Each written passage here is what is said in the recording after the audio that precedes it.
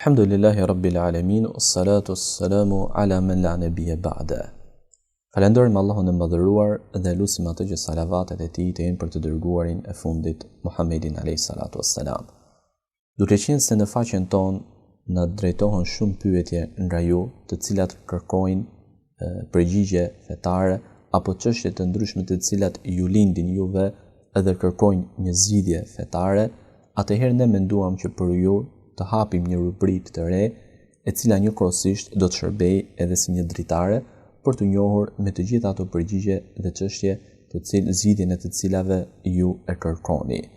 Dhe shpresojmë me lejen dhe suksesin e Allahut të Madhëruar që kjo rubrikë apo ky emision të jetë i përjafshëm në mënyrë që t'ju shërbejmë sa më shumë dhe të gjendemi sa më pranë problemeve dhe çështjeve të cilat juve ju lindin.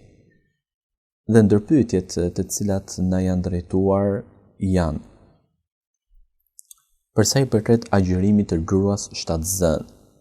pyet dikush dhe thot, a duhet të agjërojë gruaja shtatzën?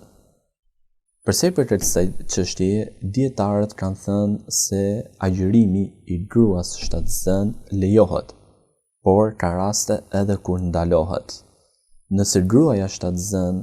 agjëron dhe agjërimi i saj nuk e dëmton shëndetin e vetë gruas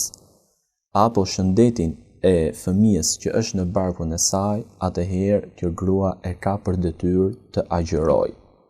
Por në momentin kur agjërimi rëndon shëndetin e saj apo shëndetin e fëmijës që është në barkun, trupin e saj, atëherë kjo grua e ka të ndaluar të agjërojë dhe normalisht duhet të agjërojë në ditë të tjera, pra pasi të lindi. Por edhe nëse mbas lindjes kjo grua ka të nevojshme që të ushqejë fëmijën e saj me qumësht, atëherë këtu lind një çështje tjetër, e cila ka të njëjtin gjykim me gjykimin e shtatzanisë. Pra, themi për sa i përket gruas që ka fëmijë në gjë, se nëse agjërimi pakson qumshin e gjirit të saj, të nevojshëm për fëmijën, atëherë kjo grua nuk duhet të agjërojë. Por nëse agjërimi nuk sjell asnjë efekt paksimi në qumshin e gjirit të saj për fëmijën, atëherë kjo grua ka për detyrë të agjërojë. Dhe në momentin kur lirohet nga shtatzania apo nga gjidhënia, atëherë kjo grua ka për detyrë të agjërojë nga ditët e Ramazanit aq sa ka lënë pa agjëruar.